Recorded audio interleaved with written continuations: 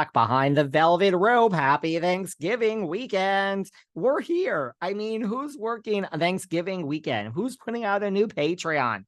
The one, the only, just David. Hi, you guys. I really thought of not putting out an episode today because, like, Mama and Daddy over here in one is tired, but I can't do that to you guys. Happy Thanksgiving. Did everyone have a great Thanksgiving? Oh, I went to my cousin's in Scarsdale and it was a whole to do. You know what I'm saying? So I posted some stories online. It was great. Here we are. Mama likes to work, apparently. Well, I hope you guys have all had a good Thanksgiving. I've been telling you so much how thankful I am for each of you. Let me get comfortable here.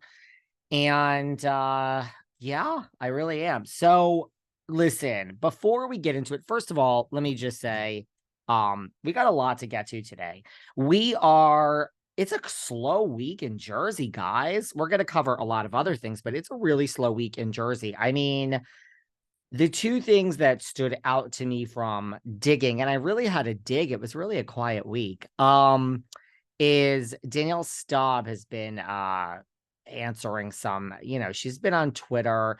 And listen, let me make this very, very clear. There is no shade here at all because I feel Miss Staub is she's kind of an iconic status in New Jersey Housewives. Let's not forget she was the star of the show the first season before the table flip. It was all about Miss Staub.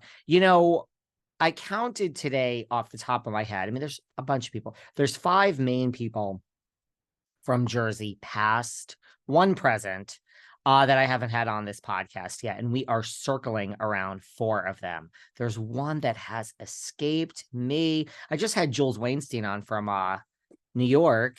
They all escape me until they don't escape me. You know what I'm saying? So let's just say Danielle's an icon. She's on the list, and someone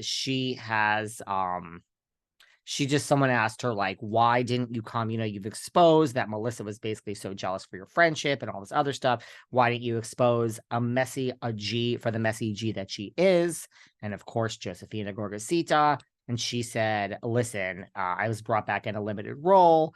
And she didn't use the word money, but basically she was saying, girl, I did what I had to do to get my money. Mad respect for Miss Staub. Love Miss Staub. Wishing Miss Staub a happy Thanksgiving. So there's that. And I don't know, you guys, I've been so happy and nice lately, but this is such a bitchy thing to say. It's really an obnoxious thing to say. At least I know when I'm being obnoxious. You have Kyle over there talking to Sutton. At least I'm aware of it. But apparently Danielle Cabral has gotten her first real Louis Vuitton ever for her. She bought something for her husband, Nate. So that's really obnoxious of me to say. That's really obnoxious. But girlfriend, come over to my house, come to my closet, and I've got the Louis Vuitton hookup if you want it, girl. You got to pay retail. There ain't no discount over here at Louis Vuitton. But girl, congratulations on your first Louis. If you want the hookup, Danielle. I mean, she posted this over and over and over. Everyone tells me I should post because I talk about how much I love Louis. I find that I'll do it, but I find it kind of obnoxious. I don't know. Anyway,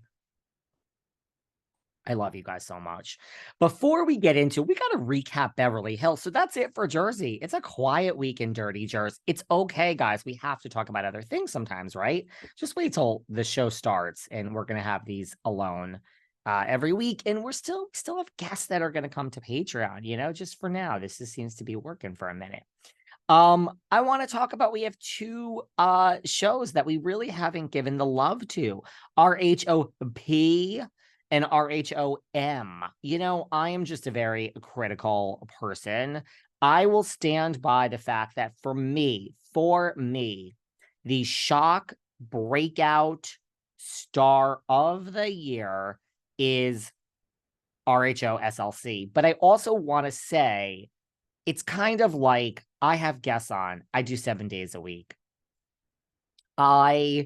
Here's a perfect example. Like I say these things, the reality reckoning is whatever. I say it so much. Then we have this house guest of mine, as you guys have now deemed him, Sam, who's on the main show. He says one thing about Bethany. Oh my God, my DMs are flooded. Justice for Sam, bring Sam back. Do.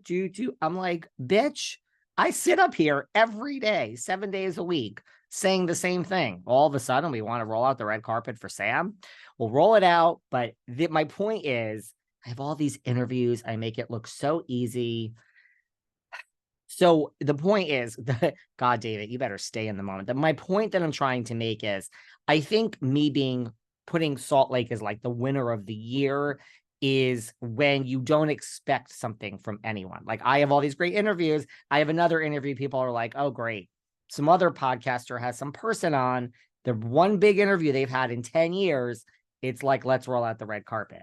And I'm like, bitch, I do this every day. That's how I feel about Salt Lake. So maybe it's not as great compared to their franchises as I'm making it out to, but my expectations were so low for Salt Lake that it's the winner to me.